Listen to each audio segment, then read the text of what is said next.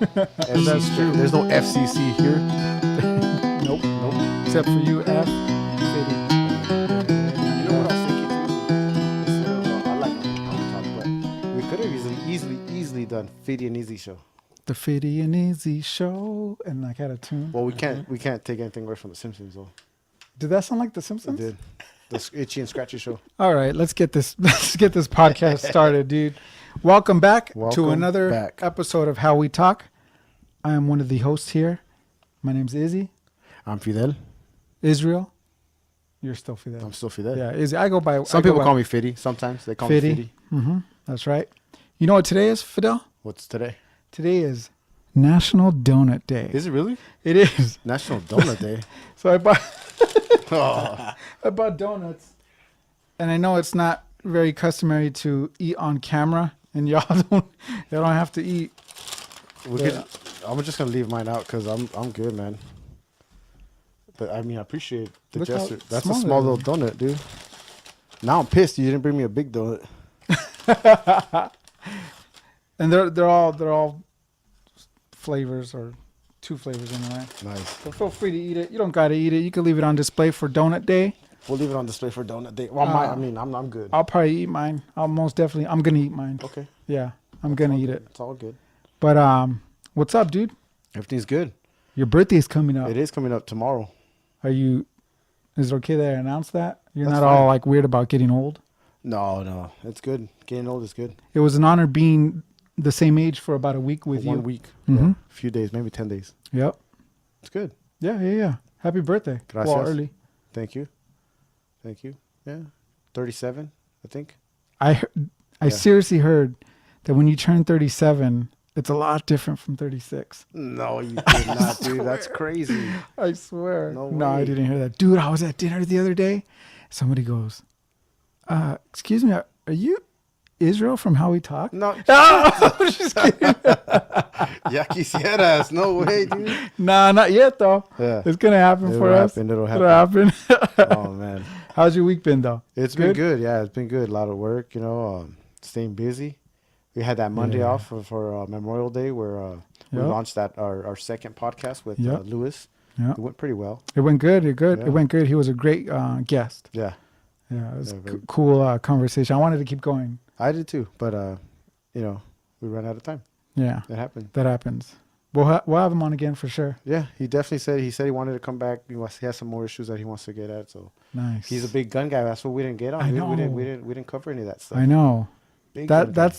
That should be the first thing we talk about. Especially right now with all the AR-15 stuff going on, and all these shootings, and yeah, that's crazy, dude. we'd like to get his opinion along with other people's opinions. Of course, You know? that's a big issue. Feel right free now, to comment. Especially right now, it's been going on a whole lot more than I heard someone say, "Oh, it's always been going around.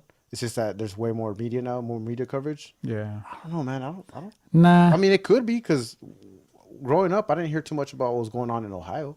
I heard a lot about what's going on down the street. Hey, did you hear about that riot in Ganesha over there in Pomona? Right, I heard about that. Right. It's down the street, right? Right. Or the other side of the freeway. I also heard that they're coming out with a new game called Active Shooter. Oh, dude, Did you hear about that? Yeah. How dumb is that? That's oh. And then they said, I don't know how these kids are. You could be the SWAT or you could be the shooter. And then they said, okay, because all this uproar, we'll take out the active shooter. But you could still be the SWAT, and there's still going to be an active shooter. How are those You just people? can't be How one. do they get away with that? I don't know. A streaming, a streaming type of game. So it's not an actual game that you buy. And put No, on a like console? eSoft or something that you could play on PlayStation. No. It's not that. It's all PC online, stuff like that. I don't know, man. I don't like that. I don't like that at all. Mm-mm. It's not good. I mean, it's bad enough as it is. Like most parents either don't have time to educate their kids, Right. or they're just not educating their kids anymore. Right. Because as a young kid, I knew guns were dangerous. It's not a toy. Right. We had toy guns, but we knew the difference between a toy gun and then something that was real. Now we might not have known like touch and feel because I never touched and felt a real gun when I was a little kid. Mm-hmm. But I knew that what a real gun could do to someone. It was explained to me as a child. Right. And I don't think that we're giving them the right education to our kids nowadays. Right. And then especially, now that we're allowing something like this in your home, or maybe you're not allowing it, but you don't know what's going on. You don't monitor you'd like to think that you monitor your kids, their computer usage, laptop, tablet, iPhones or phones. You're not. You're not. We're too busy working or distracted with other things. We're just not monitoring like we should be. I think that's a problem. Yeah. It's not going to help the situation. No. It's not going to help it. It's going to make it worse. Yeah. 100%. 100%. Dios mío. Yeah, no, but my week, I actually enjoyed my Memorial Day off, and then I got sick. I ate Taco Bell. There you go. And then I got, the Bee Gees were playing. There you go. They were live in the stomach, Staying alive. Did you see that commercial? It's a different right? I didn't see that one. Staying alive. Staying alive. I got to show you. Yeah. But yeah, dude, the Bee Gees were playing live in the stomach, man. Not good. Well, I mean, it happens when you probably haven't had Taco Bell in a long time. Your stomach was No, I have it almost every other day, dude. That's your problem, man. Israel, same seat. Right? Hey, buddy. Oh my goodness. Nachos Bel Grande. Oh my god. Oh shoot. The usual. But yeah, other than that, just trying to get better, just relax. Did you hear, dude? Recently, I think it was yesterday, in Laverne, they caught there was a bear up in a tree. I heard about that. I didn't follow up too much on it. I saw as I was passing by because like I said, I don't really watch news anymore. But I did passing by. It said Laverne. I had to turn around. That's local. That's not that far from here. And they had the boy, the bear. That was a bull. It was a bull bear. The new ones. It was a hybrid bull bear. You ever heard of it? No. I'm joking. Oh, it was just a bear, brown bear. I don't know what they call them. Mexican bear, beaner bear. Beaner bears. But when I was watching the video, they had just tranquilized it. So it was just kind of like full grown. I don't know, bears, bro. I mean, it was like that much bigger than the cops. I don't know, but it was a big bear. That's a long trek for that bear to take from the mountains. But you've heard of that many times, especially in Laverne and Pomona. But more towards the foothills. Yeah, but I mean, they're coming down. I mean, they're probably, because of the climate control issues going on. I guess they have to. It has to be an issue like where they're not getting they're not eating enough food, so they're coming down to look for food down here. Taco Bell. Give them Taco Bell. They'll go straight back. Actually, they'll go straight back. They did find a to-go bag on them. Did they? Yeah. Oh man. But I don't know. I just thought it was pretty crazy. But it was in someone's tree, and the little girl was like, "Hey, look, it's a bear!" And I'm like, just like that. Get out of there! Just like that. They interviewed the little girl. I mean, I'm pretty sure she was maybe far away, or I don't know, but it was up on the tree, and she just freaked out, and she called someone. They called 911. Wow. They got there. I mean, from what I've heard, is bears really won't attack you unless they're really hungry, or if you're bothering them, But, or if you have honey. Or if you right, honey, or Taco Bell, Taco Bell honey tacos, But it looked docile, but you can't trust it, right? So they had to tranquilize that thing, and then, like I said, it just passed out, and they waited. I look at Chihuahuas like that, man. Chihuahuas, huh? Get out of here. Yeah, cats do it for me, dude. Yeah. I don't like cats. I can't trust a cat. Yeah, nah. My wife wanted to bring over a cat the other day. I was like, it was a stray cat. I mean, even worse. Yeah. Oh, that cat's bringing animals with him. You know what I mean? I'm good. I'll pass. I might be allergic. I don't know, but I might be. Maybe. I don't know. I passed on it. That's good. Yeah. Say no to cats. We have a little stray cat that's over here hanging around. We do too. Mice. I'll keep him around. He's cool. Oh, he's eating the mice? Yeah, that's good. He is, because there's nothing around here. That's good. We have squirrels. We have local squirrels that live up in our tree. They eat whatever they want. Yeah, squirrels are pretty gangster around these areas. They are. Yeah, they are. Yeah. They are. Like, they're not afraid or anything of that. Yeah, no. They just, let's go. Step up. This is my hood. Yeah, exactly. This is my hood. Yeah. Crazy.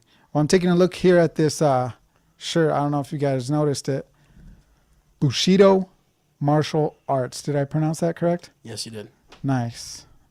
Oh, yeah. You have there's an A side and a B side. There is an That's A the side. same one that I showed you. You got to flip it around. Villatoro. That's your last name? Uh-huh. Chico Villatoro, ladies and gentlemen. That is our guest for tonight. Actually, I wanted to surprise you. I don't know you personally, but my nieces and nephews are in your dojo, your karate. Really? Yeah. Who are they? Shout out.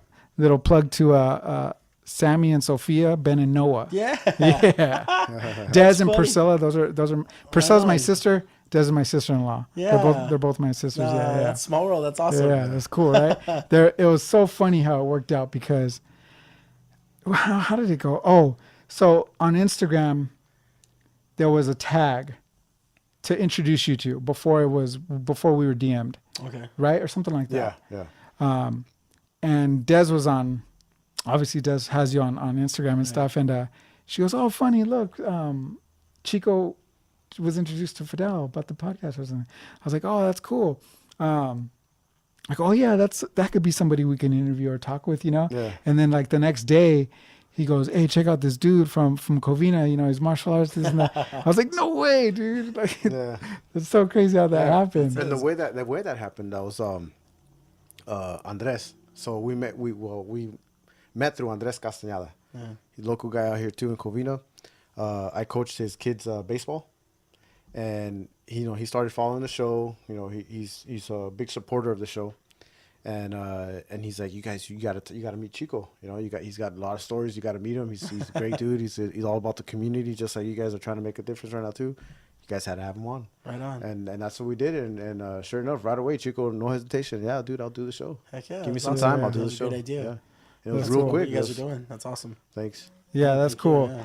And I had been in the dojo. It's called a dojo. Uh-huh. Yeah, I've been there a few times to check it out. My son, he does karate over at Red Dragon, Uh-huh. and my nieces and my nephews go there. And I was like, all right, cool. And I'll go check it out. We'll go there, and then they'll come and watch my son Levi. Oh, that's cool. Good. Do all that stuff. Yeah. Right on. That's awesome. So I thought that was pretty cool. But before we get into all that, because I think that's going to be the main meat of our conversation here, we just wanted to find out who you are.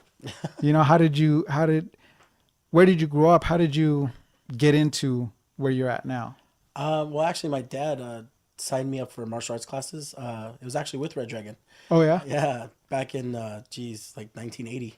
Oh wow. It was when I was like 4 years old. So he signed my brother up first, and then my sister up as well. They both signed up first, and at the time, the instructor was like, "Yeah, we don't take kids at 4 years old. That's too young." And Yeah. I mean, now we take them as early as 3.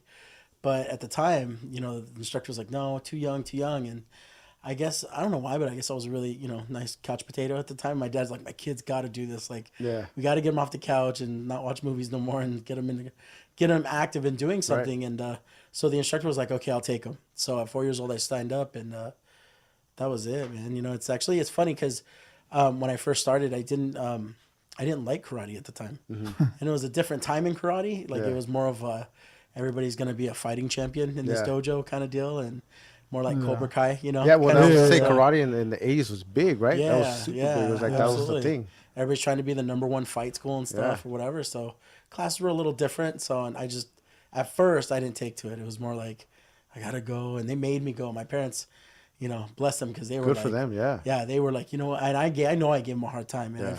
I pretend I fall into like a coma every time I was driving to the place and stuff. And they were like, "No, you got to go. You started, and whatever you start, you finish." And Right. that was my dad's biggest thing. Yeah. He was like, "If you make it a black belt, I know at least you'll know how to defend yourself, and then you could quit Yeah. and you could stop." So that was his main thing. So, How old were you at that time? when he told me that? Or that when they were making you go or when they Jeez, started that you? was like from 4 years old, because when I started, I didn't want to go. From 4 years old to probably about, I'd say 7 or 8 years old. Cool. So yeah, I just, and then I think what happened was what the instructor actually allowed me to help out in class. Okay. And I thought that was like the Yeah. coolest thing, right? To be Yeah. a sensei, but I wasn't an instructor at the time. He just needed my help. Yeah. And then helping out someone else, I was like, ding, it Yeah. like, excuse me, it clicked, like, okay, this is something I could do. And I got all excited. So How long was that turnaround when you started at 4 years old and you started helping out? that Was was, that like- yeah, he started, I mean, it was probably about 5 years. Okay. It was right before I made it to black belt. So it was probably from like 4 years old till 8 or 9 years old, around 9 years old, excuse me, is where, like around 9 years old is right before I made it to black belt. So Yeah. that's when he asked me to do that. And then I think around 10 is when I made my black belt, 9.5, 10 years old. So Nice. yeah. From what I understand, there's degrees of black belt, right? Yes. Okay, so what degree was it that you got? I guess the starting degree? What would that be? First degree. First degree. Yeah, it starts at first degree. Okay, so it doesn't go from up here down. It down. goes, No, it goes down one to. Is it an infinite number? You know what? Different disciplines or styles are different. Okay. Most of them go to 10. Okay. So 10 is where you're considered what they call Top dog. Yeah, top dog. Like Shihan Sensei is the title, and that's like master instructor. So and like I said, every discipline's different at different levels. Right. So the one I grew up in, I believe the Red Dragon one is once you make it to first degree black belt, you're considered a sensei, and then your name, and then when you make it to, I believe it's 5th or 6th degree black belt, you're just sensei. Like you lose your name. Oh. You're just sensei. You don't lose your name, but I mean, people just address you as sensei. Sensei, more respect, right? Exactly, yeah. And then from there, I believe at 7th degree, you're considered as a Shihan, which is considered as a master. And then from 7th all the way to 10th, at 10th, it's like master instructor. So it's Shihan Sensei. Yeah. So, right on. That's pretty damn cool, huh? Yeah, that is cool. Yeah. That's who Levi's under, Shihan something or other. I don't know his name, but Right. So you're out of Covina. Yes. Did you grow up in Covina? No, I grew up in Azusa. Oh, okay. So I grew up in fairly Azusa. local Yeah, still. yeah, pretty much. Yeah. So the studio I started at was in Azusa. It was a Red Dragon in Azusa. Oh, okay. And it was right there off of Foothill where St. Francis of Rome Church is. Yeah. Right next door over. It's a long time ago. Okay. It used to be an old, like just old school McDonald's there. Like like it looked like one of the original ones. Yeah. It was like in that area. There was a shopping center behind it. It was right there. But then that school closed down, so they transferred all the studios to Covina. Okay. Or all the students to Covina, and then that's where I ended up continuing to train. So yeah, the Covina one was actually off of Sunflower and Arrow Highway, right there where Big Lots is at right now. Okay. Oh yeah. It was in there. Yeah, it was in there. So nice. Yeah. Oh, I see. Yeah. So you basically did most of your training here in your teenage years? Yeah. Here in local in Covina, Yeah, Azusa, Covina. that area. Okay. Yeah. What about after after the teen, after high school? Did you you obviously continued? I continued. What I did is my brother opened up a Red Dragon school in Fontana, so I went over there with him to help him out, and then from there, that's where I started working out with my fighting instructor. I had a different instructor. His name's Steve Fisher. Okay. So I started working out with him, and at Red Dragon, I continued to learn, but it was under my brother, and at the time, like families. Right. Yeah, it's really So hard to work together. I was working for him too. We were working together. That didn't work out really well. That was really tough. So my instructor was like, well, your brother will start training or continue to train you, if you want to level up. And at the time I was like, I don't really, nah, can I continue to learn with you? And he's like, no, it'd be a good lesson for you. Well, it didn't work out. My brother was like, I ain't training you. So my fighting instructor, I started working out with him more privately and stuff. And he's the one who, he kind of took me from doing karate for so many years. He introduced me into boxing, kickboxing, and more of that aspect, the realm of self-defense, or in an art in itself. So and that was cool because at the time, being in karate most of my life, it was great, fun still, but I needed something new, something that was just a little different, that was just kind of almost, you hear the same things but in different ways, Right. whether it's throwing a punch or covering or blocking or whatever. not so much like the point system, but right, yeah, the amount of strikes. Or, absolutely, yeah. And then obviously boxing and kickboxing is more full contact. Yeah. It's more where you're getting blows in the face and Right. stuff. So Right. opened up my eyes a lot. So that's from there I continue my training on with him with boxing and kickboxing. So Do you remember the first time you got lit up in the face? Like where it was just like, whoa, this shit is real. it's hard to say. I remember times after the first time. But the first time's hard because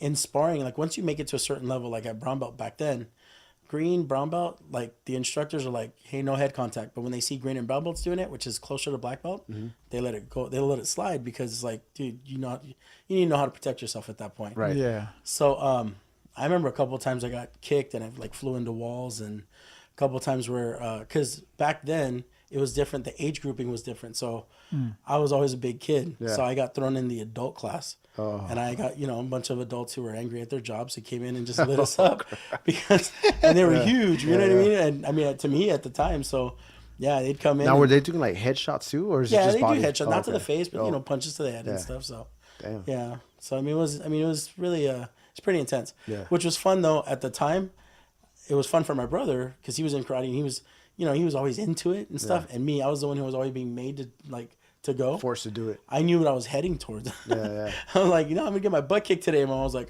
see you later. My mom even told me one time, she's like, I used to always drop you off and go make dinner because I didn't want to see what they were gonna do to you. No. And I'm like, Mom. Wow. Hello. Nice. So, but I mean, again, she was just, you know what? You started it. You said you're gonna start it. That's good though. Finish She Yeah. forced you to. It made you a stronger person. It made you who you are today. Totally, dude. you I know? would Yeah, never yeah. change it for Outside anything. of the dojo, did you get it like high school? Did you do like get into any fights and stuff? Dude, nothing. None of my friends none of my friends knew I was in martial arts until okay. well, not until high school, but until like 7th or 8th grade. I maybe had 1 or 2 friends that knew because those are the ones I hung around. Yeah. But until about 7th or 8th grade, no, they're like, "You're in karate?" And I was in karate almost before I was in 1st grade. Yeah. Yeah. So, but no one knew. And then in high school, I was a quiet kid. I was quiet the whole time. Yeah. Didn't like go off and tell people. And by high school already too, by my junior year, I was already helping my brother out at his karate school. Okay. So it was almost like no life. It was right as soon as I was done, drive to the dojo, go teach, and All day, Yeah. all night. go That's work. good. And so That's good. Yeah, it You kept were- me out of trouble. Yeah, Yeah. so you wouldn't consider yourself somebody from the streets or anything like that? No. No. He's not- In Does he Azusa, look especially. like a hood guy? Do I look like a hood guy? You don't know me. Sometimes. When he had the beard, he did. With the donut in front of you, you know. You know. Yeah, pretty with some gangsta. sprinkle donut at that. When some of your classmates found out that you were doing karate, Uh-huh. do you feel like you had a target maybe on your chest or on your back? Like, did you feel at all like getting approached by some people like trying to test you? I did, but it was by my buddies. Oh, They were like, "Oh, okay, wait, let's do boxing, let's this," and we did it like once or twice. We did like Let's backyard test you. boxing. yeah. Yeah. Until you took them out and they're like, No, oh, I okay. didn't. I got my Hey, butt kicked. Yeah. I did backyard boxing. Because I did. Yeah, Did you see? that's another story. no, I mean, I actually did. It was like me and like 5 other guys were in the back and stuff, and they were all throwing straight blows to the face. And at the time, I was just doing karate point fighting and stuff. So I was Yeah. like, "What's going on?" Yeah, And yeah. I mean, I did okay. They were always like cautious of me because they thought I was gonna do some crazy karate move, and I connected a couple times, but for most of it, I was leaving like a headache. I was Yeah. like, "Man, you don't teach me that karate." I don't learn how That's to when take like, that. all right, let's do this kickboxing and this Yeah. boxing, this striking. No, learn and a that's little one more. of the things, obviously, too. I was like, Yeah. okay, I maybe need to learn that side of the, Right. fighting. Yeah. So, but yeah. That's crazy. No, I was thinking about like backyard boxing and stuff, and you asked him if he remembers the first time. I remember the first time. I'll always remember the first time. What is that? I have no idea, man. Is that thing right there? Maybe. Sounds You like want a to pause real quick? No, we're good. Let it ride. Let it Okay. ride. All right. I remember the first time I got hit and I blacked out. In school? Was it in school? No, it was one of those backyard things. One of Yeah. those backyard things, and I got turned around. And when my vision came back, I was like, "Whoa, what just happened?" Yeah. You know, it was really weird. No, I do. When I did ask you, I remember my first time I got punched in the face, and I was never like a confrontational kid. I was more like I just want to be, and I still to this day, I just want to be your friend. I just want to, just hang out, just chill. And I was the new guy at the school, but I was the new guy already for like 4 years. Oh, So yeah. are you really the new guy? Maybe, but still kind of the new guy, I guess, right? If it's the same kids, and there's no new guys, yeah, you're still right. the new guy. You're still the new So guy. I think it might have been like 4th grade, and I remember it was Scott Cornell. I remember the guy's name. Name and everything, I got punched right in the face. That's how you know he made an impact. You for remember real. his first and No, last for real. name. Scott Cornell. You reminded me I of someone. I it's like- remember now. Yeah, it's like Oh, I yeah, got. I remember it was in the playground. We were playing basketball. For whatever reason, he got upset. He punched me in the face, and I didn't know how to react. I didn't go down. I started tearing up because right in the nose, so my eyes were getting teared up. But he's dancing around in circles around me, and I'm just staring at him like, not throwing anything, just staring at him like, kind of like in my head, I was thinking, why would you do that? Like I didn't, why would you punch me in the face? Yeah. Should Right. I punch you back? Is it gonna get any worse? Like, I don't know. Nothing happened. That's a Nothing came. natural Nothing reaction. came of it. Nothing came of it. Just me. Like I'm never gonna let somebody punch me in the face like that. And if they do, I'm gonna take them out, or at least try to take them out. Right. But ever since then, I was like, I never really got punched. I mean, I got into fights, but there was never no sucker punches ever again. Yeah, But I do remember that one time. You I got learned your punched in lesson, the face. huh? Yeah, for sure. Yeah, my buddy, actually, it's funny you said that. My buddy, his name's George Cortez. Mm-hmm. He grew up with me. He was going to the same school I was going to. It was in, I think in 5th grade. We were playing basketball, and it was the whole, after the game, we won, and then the group of the other kids, oh, we won. You start yelling that back and forth, we won, or whatever. Yeah. So we're walking up to the classroom, And he yells out, "We won!" And I was on the other team, so I'm like, "No, we won." He's like, "No, we won." He's all, I go, "We won." He's like, "No, we won." I'm all, "Your mom." So again, Don't throw the mom in there. no, that did it for him. So so I remember standing. He's like, "What'd you say? What'd you?" And he's pushing people out of his way to come to me, and I'm looking at him. We were friends. Yeah. So I'm looking at him like, "What's gonna happen?" Like, he's really mad right now, and he just walked right up to me and just gave me a little nick right here on the lip. Yeah. Pop. And I swear, I let him walk right up to me. And you figure I'm in 5th grade. Yeah. At that time, I'd been in karate for about what, 3 years, 2 years. Yeah. Yeah. Not one thought of a block or anything, No. right? And boom, pops me. I look, and I guess I clenched my fist. I started getting mad, like tearing up and everything. Yeah. I started walking towards him, and then this old teacher, her name was Miss Claus. That's why I was laughing. Miss You Claus. remember Miss Claus? She was this old teacher came up, and she didn't see him hit me, but she saw me walking towards him. Oh, no. So she's like, "Now, boys, stop." Yeah. And I just looked at her and then I looked at him. So the rest of the day, I had a little fat lip. I was just looking at him like. The rest of the day, nothing ever happened after that. I'm sure he was scared though, right? The whole rest of the day, he was like 3 o'clock, 3 o'clock, 3 Yeah, o'clock. 3 o'clock. Well, the funny part about that story is George and I, we're still really close friends that's cool. right now. And yeah, that's I've cool. trained him now. I've trained him. Right on. Yeah. That's cool. Did you go easy on him, or did you take it out? No, the guy's a beast. Yeah. He's one of those. Is he? He's got a high tolerance for pain. He wants, like in a trainer, he wants someone to just give it to him. Like, hey, you know what? Take me to the Don't limit. go easy. Yeah, take me past what I thought I could do. I want to throw up outside kind of Yeah, deal. yeah. So yeah, I didn't go easy on him, but That's good. So I took a little bit of joy in that. You know what I mean? Yeah, yeah. So yeah, it's funny. But, That reminds me of a story from high school. We both went to Covina High School. I was a little thief, man. I was. Were you? Yeah. Unfortunately, Klepto? I'm not anymore. I'm not anymore. But Oh, okay, good. dude, I it's like stole where a my keys- dollar. I'm looking around. With yeah, where my Where are phone my at? keys at? I stole $1 from my friend. Oh, they said a dog. A dollar. Okay. Because it was visible. So I just yoink, and I went to that student store or whatever. And he ended up blaming my other friend. This is a truth moment for me. They got into it.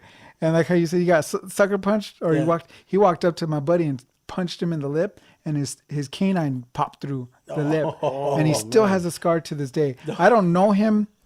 We're not in contact, but I have seen him recently. He still got the scar, man. Every time I see it or look at like a yearbook photo, It's gonna haunt you. I'm just like, remember. that's because of me, dude. I bought M&Ms with that $1. That's funny, man. I've scarred someone for life like that. It was nothing like that, but I remember every time my cousin gets mad at me, my cousin Omar always picks up his shorts or his pant leg, and he picks it up and he points at his shin. It was one time we're at a lake or something camping, and I threw this big. We're all throwing rocks at boulders. Yeah. We're just doing it, and I picked up this big thing, heavier than I could probably lift. I lifted it up. Well, I did lift it up, but I lifted it up and smashed the thing on a boulder. And there was like a piece of rock that just came. It was like a big shard, just ran right through his. Like he could see it. He said, like "Why didn't he jump? Whatever. I don't know why." And it hit him right in the shin, just gusted him open, dude. Oh man, I wasn't upset about me hurting him, right? I wasn't worried about me hurting him, him bleeding his neck. I was worried about the ass kicking I was gonna get from my dad. Getting in trouble, yeah. Yeah, I was like, damn. And sure enough, dude, we get there. He's yelling. He's bleeding. He's running over there, and I'm like, I'm gonna get beat up, man. With that. Oh, yeah. No, dude, he's like, oh, I fell. Oh, dude, he covered up. My favorite cousin. Yeah. He covered me up. He didn't rat me out, but he still shows me every once in a while. Like, he just points to it real quick. Shin. I'm like, when your dad walks in. Yeah. That's what he says. Yeah, man. That's funny. So your whole karate journey, what is it that kept you doing the karate until now present day you're still now you're teaching it, but what was it that motivated you, that kept you going at it? Because you said at first you didn't want to have anything to do with it. Yeah. What was it that led you to just commit? I think there was a time in the part when I was fighting that I finally got tired of getting my butt kicked. Okay. And it was actually like on a specific like fight night when I was just the fighting the adults and stuff or whatever. I think I remember I feel like I turned into Water Boy. Mm-hmm. Like he gets all starts screaming at you. That's how I felt like I fought that night, because I was just crying because I was just so tired of getting my butt kicked. Was that sparring or during like competitions? No, it wasn't during a competition. It was during sparring. Okay. And see, it was weird because like when I was at my dojo or karate school, I fought way different from when I fought at competitions.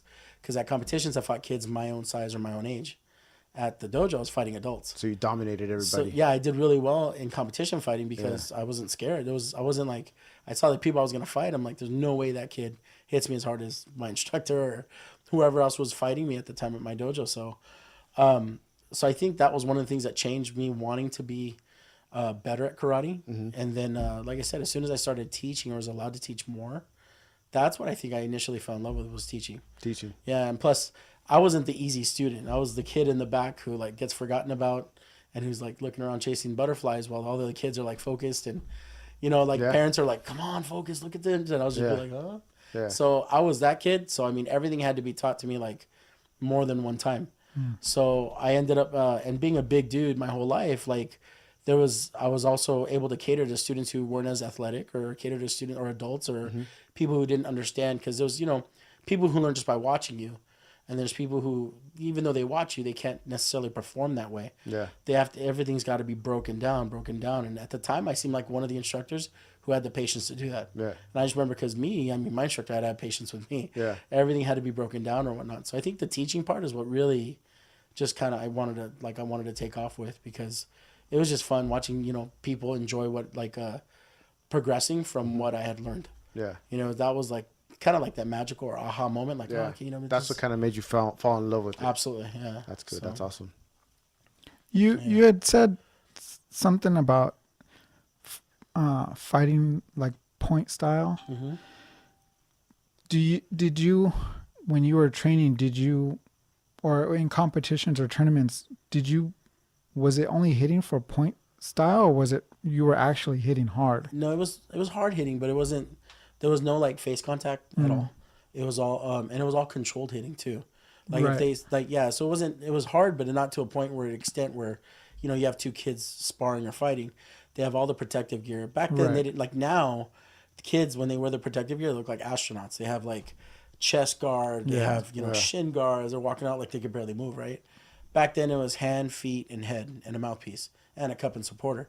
So there was no chest guard back then. Mm-hmm. Actually, I think it was baseball. Something happened in Little League Baseball years ago where a kid, there was a ball thrown right in his chest and stopped his heart.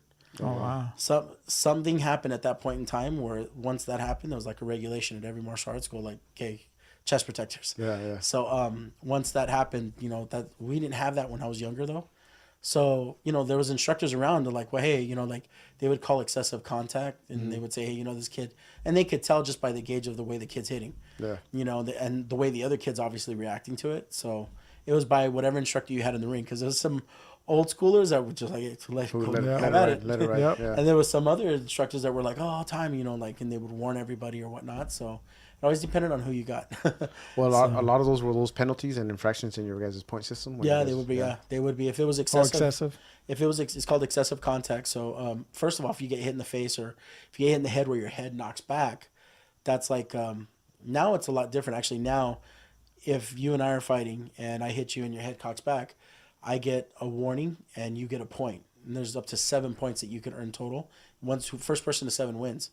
So you get a point. Now, if I hit you again, same way, then I'm out. I'm disqualified. Doesn't matter where I'm at in the structure. If we're fighting for first or second, I'm out completely.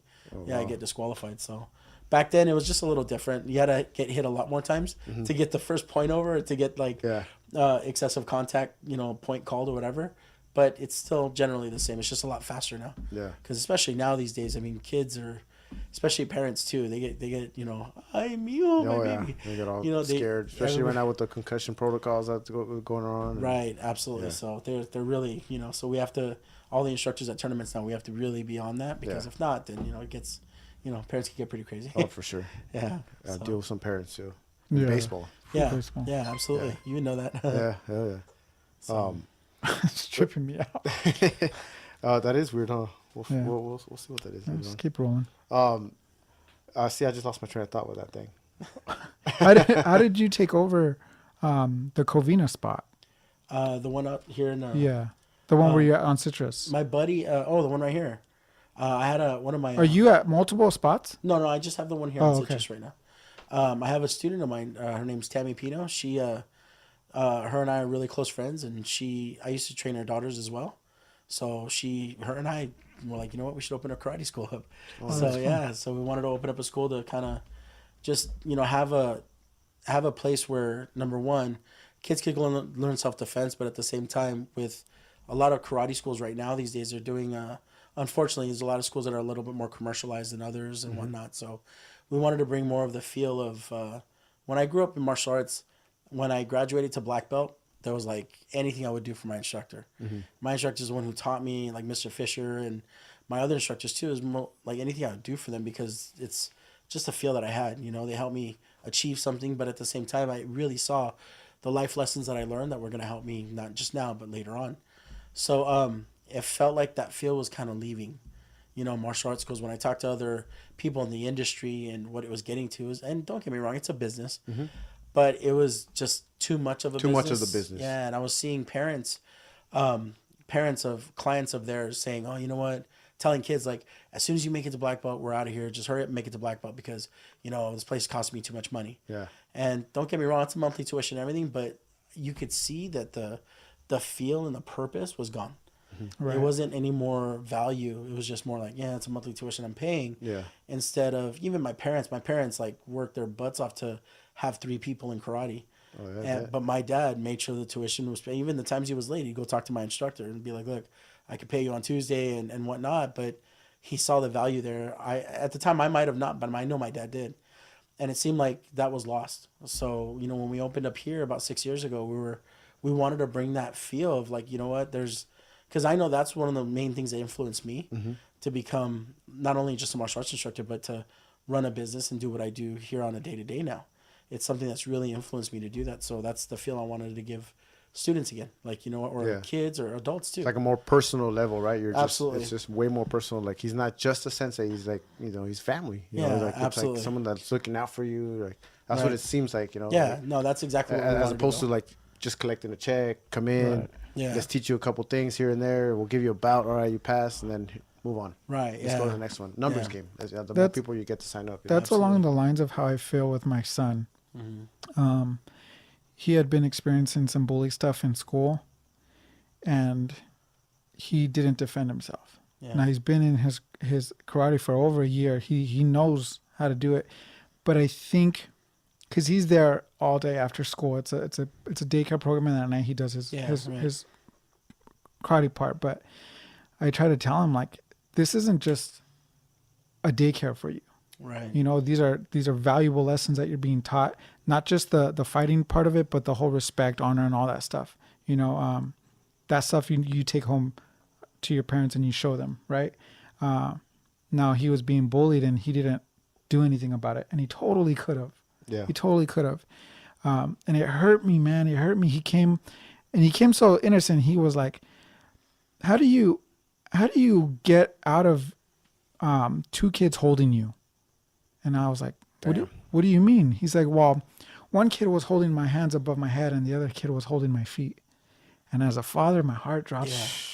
My tears watered up and instinct took over, But I said, nope, he's in karate. So I'm going to tell you what, you always have the right to defend yourself if that's happening now. If you start the fight, that's something different. Yeah. I ended up showing him a video of an alligator. When an alligator is trying to get being caught or trapped, he does an alligator roll.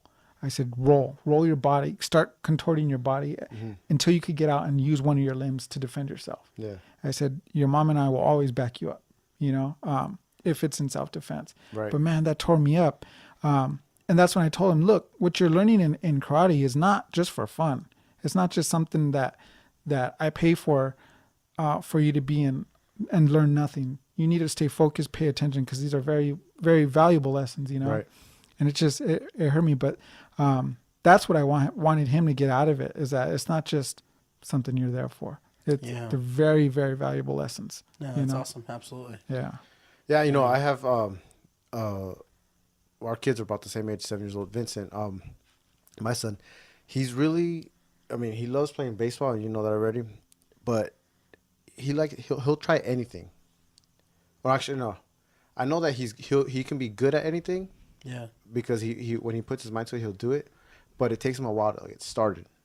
So I'm always trying to get him into martial arts. I never did it when I was a kid. I always wanted to. My parents was like, it's just too expensive. We can't do it. If you do it, your little brother's gonna want to do it, and I can't do it too. It's just too expensive. Yeah. And that was kind of for almost everything.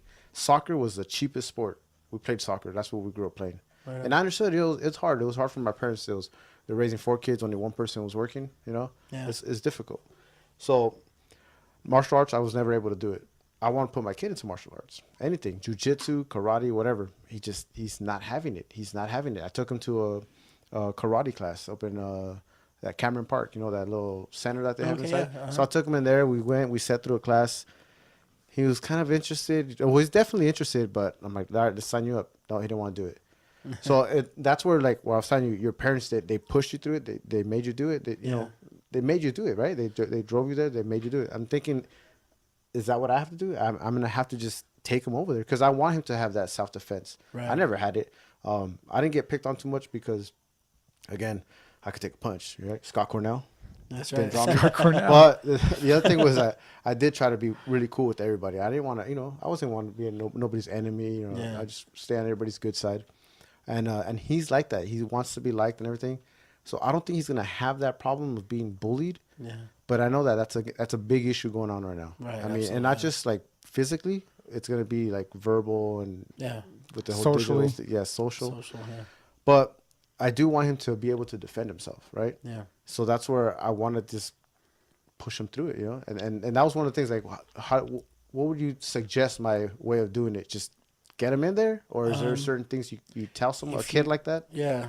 If you hire a couple kids to beat him up, I think he'd probably make the decision. You know what? Yeah. Can we get Levi? No, he won't. He won't. Unless the martial arts instructor saying that, huh? Great. And then take him down to Covina. Take him down there. Citrus. I'm sure you got a couple kids that can do the job for us, right? Ben and Noah. Dress as thugs like the old school days.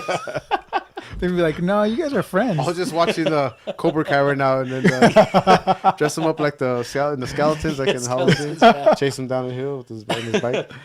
Oh, that's hilarious. There's really so many different disciplines in martial arts. Some of the main ones are like, whether it's MMA or boxing, kickboxing, or like UFC gyms do Muay Thai kickboxing. They have jiu-jitsu classes or jiu-jitsu or karate classes or whatnot. I think try and find, like, have him watch videos on things that he might look like he wants, like whether it's boxing or kickboxing, or he sees people doing karate or people doing jiu-jitsu, if that's because kids like jiu-jitsu too because it's wrestling or whatnot. Right. Yeah.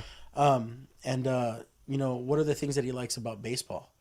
What does he like about it? Besides the fact it's baseball, that's alone. But I mean, is he athletic? And because there's he could go to a karate school and do things or learn things or get even type of workouts that'll help him out with baseball. Okay. Help his agility out, help his coordination out better, or all just conditioning his legs, stretching, flexibility, more mobility with his body. So he's got to work on his balance. So, okay. I'm sure that'll help. Kicking and stuff is definitely going to help him out with that. So maybe kind of opening him up to that. I mean, to be honest with you, a lot of now these days, excuse me, what I hear a lot of parents say is, well, I don't want to make my kid go. Yeah. And this is after they've signed up or enrolled.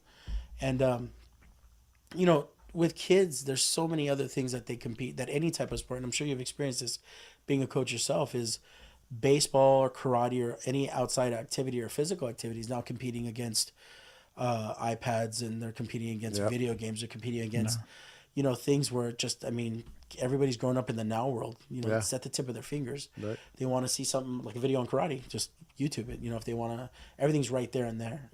Kids are, unfortunately, they're thinking that the world operates that way. Right. And it doesn't. We all know that as adults, but they don't realize that. So when I talk to parents, one of the things I always tell them, I say, right now, your child, whether they're 6 years old, 7 or 8 or 9 years old, there's no way they can possibly understand what, number one, the value of what they're learning. Number two is the decisions that they make and the repercussion of those decisions, whether it's okay for them to quit something or stop something or not, continue at all. That could lead into later on them thinking it's okay. Well, I started baseball, I'm going to quit that too, or I'm going to quit this too. And you don't want that to obviously be a trend or habit with your child. And I try and explain that to parents, for your son not to even want to do karate. A lot of kids, when they see that, sometimes, like, how old is he right now? 7. 7 years old. Well, I mean, it could be a cool factor. Does he think it's not cool? Yeah. You know, is it like, oh, well, you know, this kid's wearing pajamas and they're wearing belts, and you know, a lot of kids now, again, since they're growing up so fast on the internet or with other things, it's just so fast for them right now. You have 7-year-olds who think they're oh, that's kind of weird. Yeah. Oh, You know, I'm not gonna wear my hat like that, Dad. I want it straight. Yeah. Exactly. I want these shoes. I want Yeah. these socks with these shorts, and Right. already at 7. Yeah. Yeah, my daughters have been training with me since we opened, and my 12-year-old right now, like even for her to now when she wears her full getup and her uniform and everything, we did a demo at her school at Sierra Vista Middle School right there. We did a demo there for her. We did career day, right? Yeah. And we were doing demos and stuff, and even her, I was like, "Go get your uniform on. You can perform for your friends." She's like, No thanks, Dad. and she loves karate. Yeah. She loves it, but she would not want to wear her pajamas. But she told me, she said, "Oh, it's kind of like wearing pajamas for one of my friends, and I'm gonna do a yell, and it's kind of." It was just It's a little awkward to embarrassing her, for socially her, awkward. yeah. So I was like, okay, I get it. I didn't make her, but I was like, I get it. You know, Yeah. that's cool. I understand. So, but I mean, you know, just keep trying, because right now he might be 7 years old. You never know. In half a year from now, a couple months from now, he might see something, or any of his friends doing it. You know, Yeah. if he sees any of his friends, his buddies doing it or whatever, maybe go to that dojo. Or I mean, I'd love for him to come to us, but Yeah. if there's a dojo that his friends are going to that they're doing something, try him out. Because I mean, a lot of the, especially local karate schools, they do a lot of, and dragon schools too, do a lot of outside events. They do events to bring students in. You know, whether it's a night they sleep over, or a night they go and watch movies with them, they play games at their dojo, whatever. A lot of dojos do that. So. Yeah. You can find an event locally or something, or just have him just go to it. That's cool. See if he likes to pick it up, and Yeah. he might have fun hitting something. Yeah. You know what I mean? Yeah. So I mean, he's been getting into wrestling, watching WWE, like the Oh, whole right on, professional yeah. wrestling, and maybe that's his way of getting in, because he's wrestling all over the house. That's all he wants to do now. Is just Yeah, wrestle. right on, yeah. So maybe that's gonna be one of the ways. jiu-jitsu, to yeah, get have in. him go watch something jiu-jitsu, whatever. Yeah, absolutely. Or just take him out to go watch Ben and Noah over there at your class. There you go. How do you how's your dojo different now? You kind of mentioned it where you touched on it, where you're trying to be more personal level, right? And then as far as like, do you feel like you're competing with other dojos around the area, like as far yeah. as price and and your style, the way that you're approaching the industry? I tried to bring back a little bit more self-defense into my style, because of, I've learned forms and weapons and stuff, and I know the traditional meanings behind the moves, but they are traditional meanings. So now these days it's a different type of fight that you're doing, because back in the day, you ever see like the old school 70 movies where like there was a gang fight and the guy stepped forward and threw a punch with the same leg, and that doesn't happen anymore. Right. You know what I mean? Now it's different. You have people doing MMA. It gets more down to the floor right away. Yeah. And to where I think now these days is too, especially even with kids, where they need to learn how to strike a little bit faster at an earlier phase in their training, not at a later phase when they have the accuracy. Like for us, as soon as a student starts martial arts, we give them a pair of boxing gloves right away, and we just have them start practicing on punching. Yeah. They learn boxing combinations and learning how to slip and see a punch coming and whatnot. Or even from that, I mean, from a punch to a grab, they're learning how to angle off and move and be able to be in a defensive position where they could strike or they could get out of the way. Yeah. That was the feel that I wanted to have, is the students not just be good at forms and weapons. I wanted them to be good at self-defense as well. And I just noticed a lot of schools that were doing really good with forms and weapons, but when it came to fighting, the kids were still getting picked on. They were still getting punched, or, and it wasn't just a sucker punch. It was more like they got overwhelmed. And it's like a kid who they couldn't understand in their head. Yeah. That's a punch. I need to block. I need to protect. I need to be able to, fight back when I have to, Yeah. not because they're just calling them names, but someone physically trying to hurt me. So, I think now with what I'm doing now at the studio is when a student first signs up, they're learning the basic, more popular strikes that they would have to technically use if someone tried to grab them, tried to punch them, tried to hit them. They're learning how to use their legs and learning how to get out of something, or someone took them down. They know how to fall. They know how to kind of flip them around and get them into a defensive position where they can protect themselves. And again, the industry has changed. So the martial arts industry has changed so much because, there was a long time where if you taught that at first, these kids would quit like just fast because Too much for them. too much. Yeah. They're beating me up. I don't like getting on the ground. And parents, unfortunately, at the time were like, okay, well, you don't like it. Let's go somewhere else. Or let's do something else. And now I think it's kind of come around more of a circle where people are like, okay, like the whole bullying situation, especially, that's just huge. Right. And kids getting punched or kicked or grabbed or pulled down, and there's so many different forms of bullying now that parents are getting sick and tired of it. They're getting fed up. And it's now my kid can't just learn a form on how to protect themselves. They have to actually go over a scenario where someone's grabbing them, or unfortunately what happened to your child is like, or your son is like someone physically grabbed me, like what to do. So that's something that I wanted to practice in class. Because my instructor used to always say, he's like, better to get your butt kicked in karate than get it kicked anywhere else. Yeah. He's like, at least when I'm kicking it, I care about you. Right. Yeah. You know, and that was, I took that, that's what I took from him, a lot from him was that. So like in our classes, when we practice certain moves, we actually have the kids, I always tell them they're students, so you got to study, students study. Mm-hmm. So they sit in a circle and they watch each other go through each move, where someone's grabbing them from a bear hug behind, someone's getting them in a chokehold, someone's, just reaching in, grabbing their shoulder, pulling them down or whatnot. I have them practice just that first initial move. Yeah. And I say, and I always tell them, I always hit home, I say, and I tell the parents, we can teach them any karate move. But the first thing your child needs to understand to do is, number one, they have a right to fight back, and they have to fight back. They got to fight. Yeah. Because the best martial artists in the world, if they're not fighters, they still get their butt kicked on the street, no matter what. Yeah. Because what they know won't come to them. They gotta know, they gotta have that fight within them to fight back. Yeah.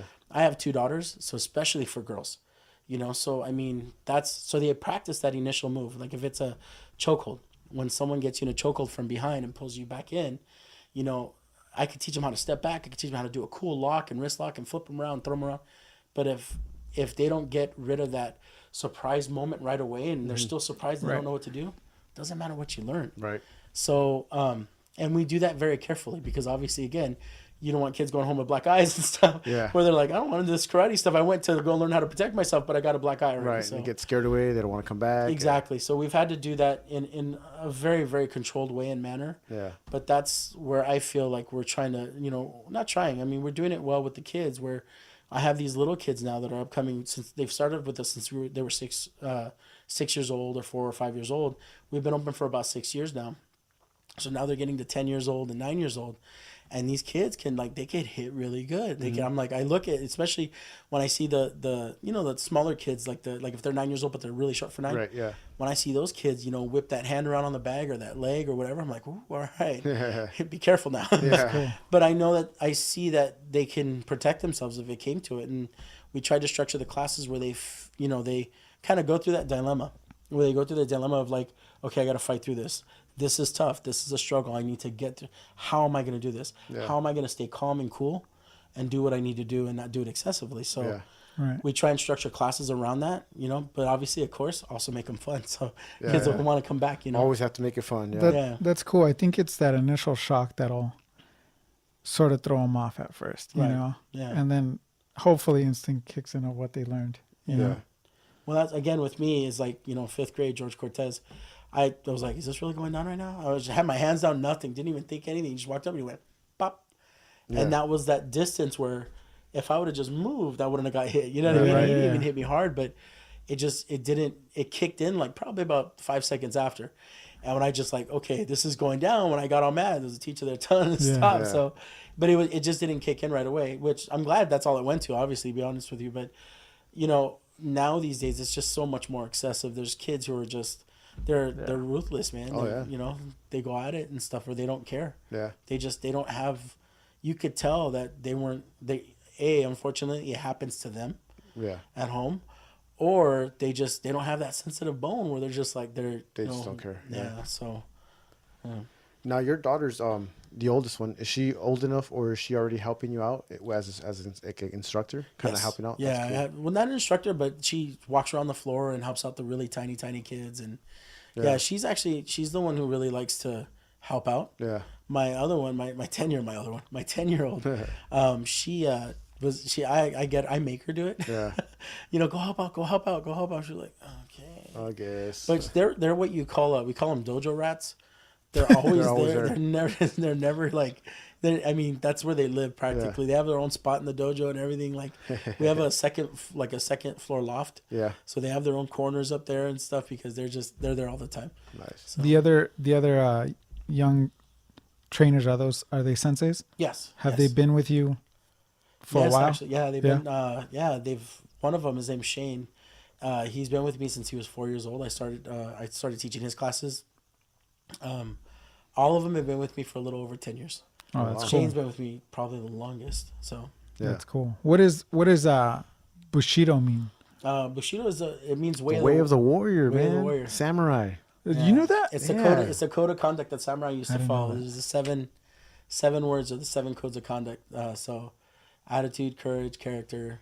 Yeah, it's a whole thing to me, I was thinking of what to name the studio, and that was one of the things that, through just me going through martial arts and, me getting my butt kicked and everything, I'm like, you know what? To go to like 12 rounds or 13 rounds with someone or with a bunch of guys and just come out the other end of that, you're kind of enlightened. You know what I mean? You're kind of I bet. And it's like you feel like that warrior, because after that, or even after something really tough I think that we experience as people or humans, it's like when we're done with it, when we come out of it, we're like empowered, we're like, all right, let's go, let's bring something else on, Right. Yeah. So that was kind of the feel that I thought about. I was like, you know what, warrior, like I want to be a warrior. Yeah. That's cool. I want these kids to think that they're warriors or feel that they're warriors and, be empowered by stuff. And once I was like, oh, Bushido, I started thinking of that, and that kind of took off. So That's cool. My nieces and nephew, Ben, Noah, Sophia, and Sammy, they come over sometimes and they show me their moves, or they come with their weapons and they show what they learned and stuff. And I'm like, yeah, that's cool. That's awesome. My parents put us in, but I quit like after 2 weeks, man. I was that little kid. And, oh, this guy's yelling at me. You couldn't take the pressure. I couldn't. I saw some other kid crying, and then he started peeing. Oh, And I was like, nope. I'm out of out. here. We were in this stance, Clean up a mile 6, And then- clean up an aisle 6. Oh, he's peeing. No, I'm next. I'm out of here, dude. My instructor used to have a bamboo stick. It was like this big. He used to call it Mr. Do-Right. So he'd walk around the class. If your knees weren't bent, man, he'd walk around, whack, right on the shin. Nice. Do right. He hated that stick. We used to try and hide it from him. Everything. He'd always come up with a new one. Yeah. He used to call it That's Mr. Do-Right. funny. So that was the old days. The old Yeah, days. yeah. That was the old school days, huh? Yeah, That's old school, We yeah. used to be able to get away with that kind of stuff. Huh? Yeah. Well, not No, us, no- but they did. no they chest did. protectors. They got through they got away with a lot. Oh yeah, I bet, yeah. dude. Jeez. Yeah. Did you ever compete or train internationally, like, or was it always been local? Right It here? has always been local. Yeah, Okay. it's always been local. My brother competed and trained internationally. There's a tournament circuit called NASCA, the North American Sport Karate Association. It's like the NFL for karate. Mm-hmm. So it's huge. They have it's all over the country. These big, huge tournaments. There's actually one that's done. Your son might go to. It's called Compete. It's done in Ontario, right here in Ontario, there's it's pretty much people flying from all over to come train at that or come compete at that tournament. Yeah. That's probably one of the tournaments that are local that's right here in Ontario, that you'll get everyone who just from all over. Yeah. You'll get the most people in your division, the most people that you compete against. But I stayed local. My brother actually competed in NASCA for a little bit. I knew a bunch of people that did and trained in NASCA. I had students that trained in NASCA too. But I never myself did. No. Oh, all right. Yeah.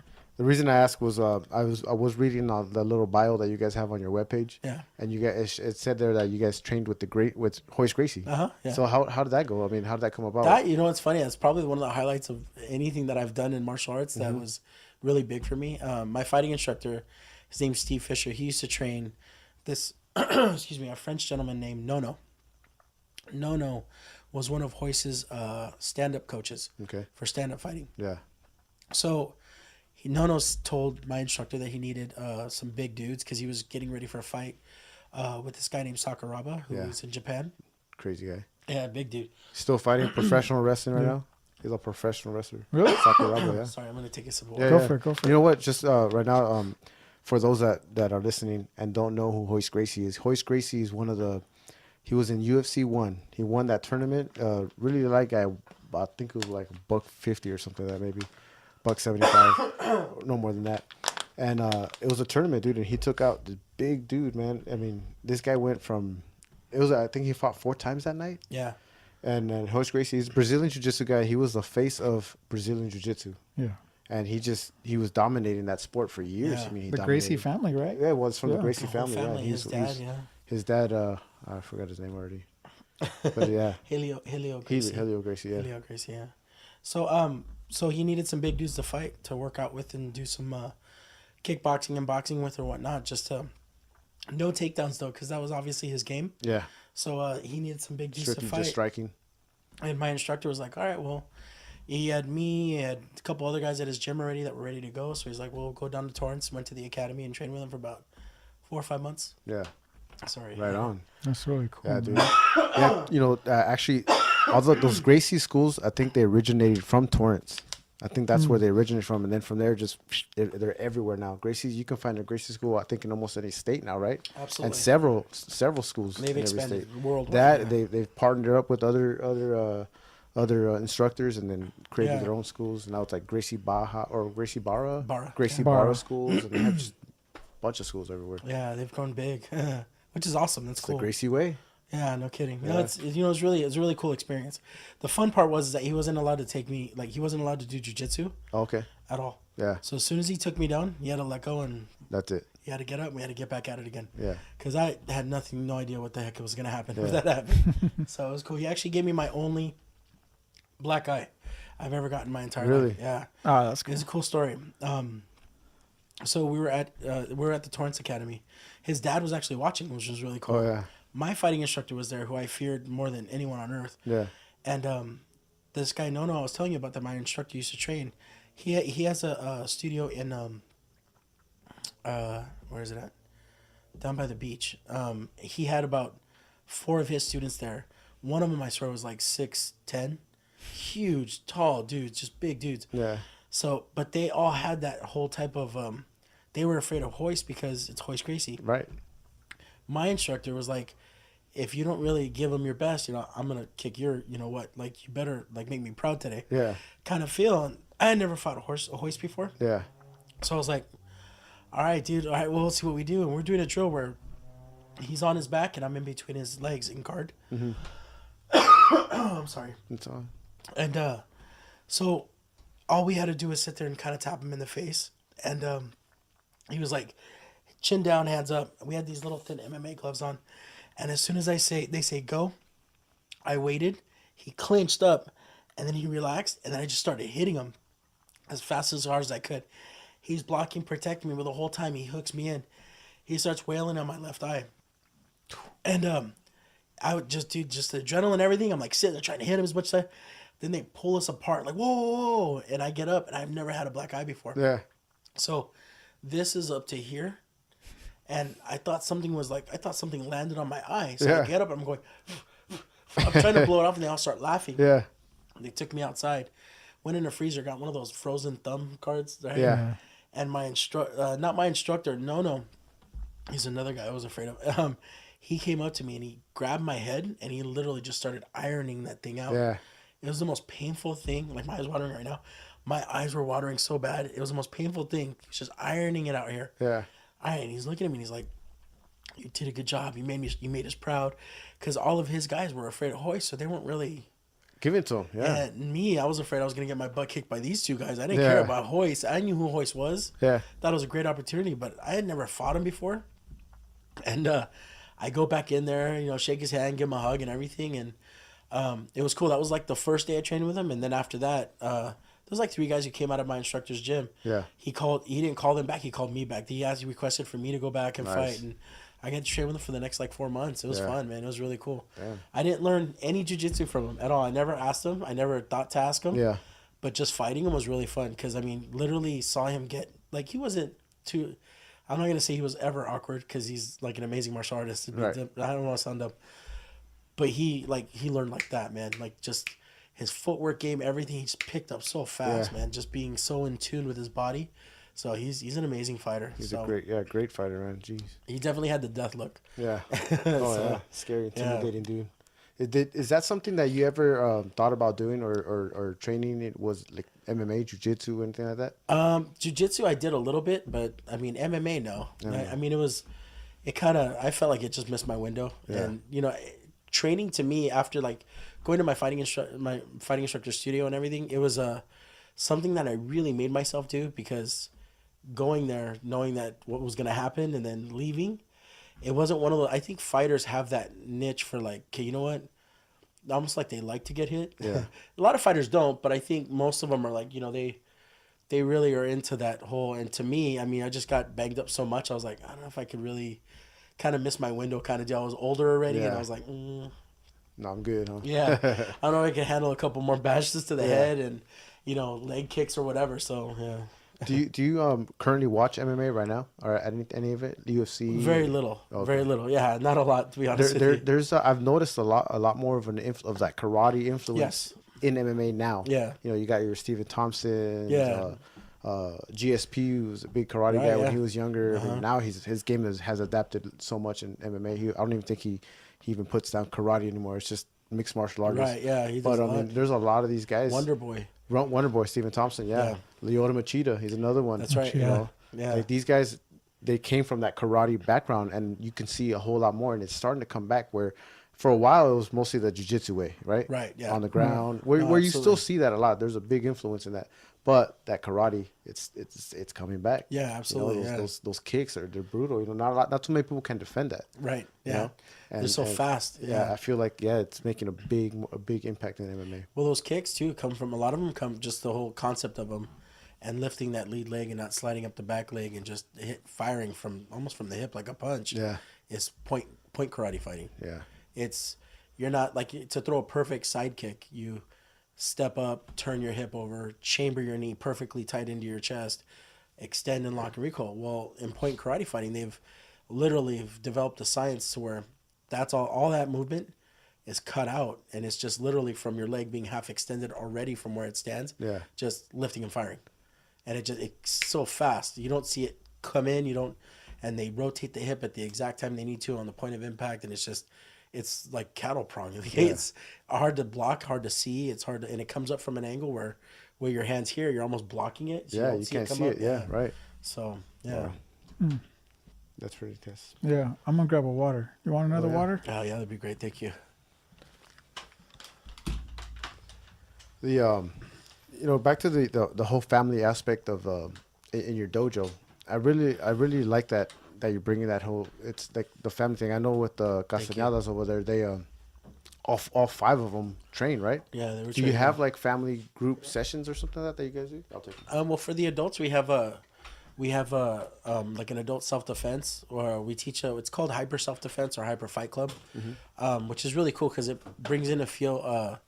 This guy named Roland Osborne, he developed it, and basically what he did is he met up with just, I would say over 15 world like renowned trainers, from John Hackelman to Tyler Wombles, who works with UFC fighters right now and Bellator fighters.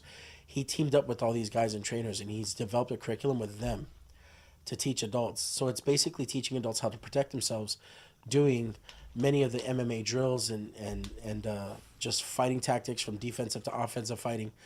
But it's not them stepping in a ring and actually full contact knocking each other out. Yeah. So it kind of gave adults more of a way to be able to enjoy what they're doing, but be able to work the next day and go to work and work a 9-to-5 job without all the injuries or whatnot. Yeah.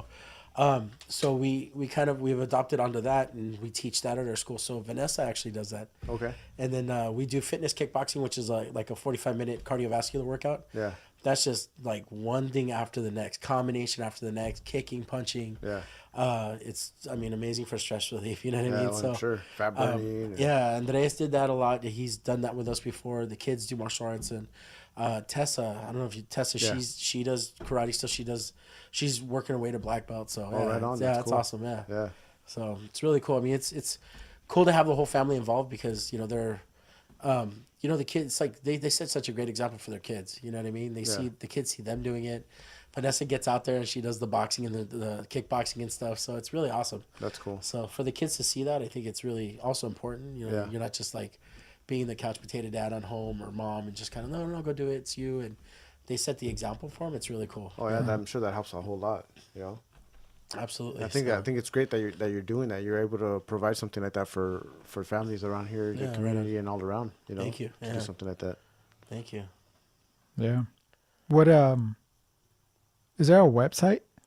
You for my studio? Yeah. Yeah. Oh, okay. It's www.karateandcovina.com. Karateandcovina.com. Yeah. No spaces, dashes, or anything like that. No. I got it fast right when I could. That's cool. No one else who Karateandcovina.com. Yeah. So, but yeah, it's been a a really cool thing to have, families coming and train, because you see the parents sitting on the stands like, oh, well, that kind of looks cool. Yeah. And then when they see other adults come in and start doing it themselves, they're like, oh, really? Oh, we can do it? Like, yeah, you can do it. And they see, especially the moms.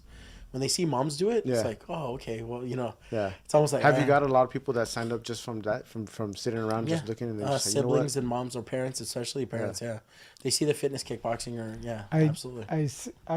I go to Covina a lot, just Starbucks or whatever, and I always see people looking in, just window watching or whatever. Yeah, right. It's pretty cool. And then I actually got to go in there when my nieces and nephews started to. It's packed, man. Yeah, it's packed. I was watching a video because we were doing our homework on you, and I was like, man, this guy's got some fast hands when you're just sparring with other people, or you have the pads on you. Oh, focus with, yeah. Man, I would not want to fight you. Yeah, man. Well, I mean, it's been fun, man. I think it's a really good show that we did here. I mean, it's bringing it out there, getting that awareness out there for the community, and hopefully they go take a visit over there at your dojo. No, I appreciate the opportunity. Thank you. I think you guys are doing an amazing job here. Thank you. Appreciate it. That's awesome. I think anything, trying. Yeah, no, you guys aren't trying. You're doing. That's anything we can do to help you guys out, or.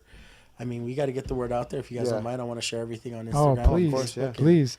Well, you mentioned Instagram. Feel free to plug your Instagram, any Facebook you have or anything like that. You already mentioned your website. Yeah, we're at VBMA Karate, at VB Bay Karate on Instagram. So, and then Facebook, just type in our, we have a business page on Facebook. So you can, we'll put those in the links. For sure. Yeah. Well, thank you. Thanks for so much.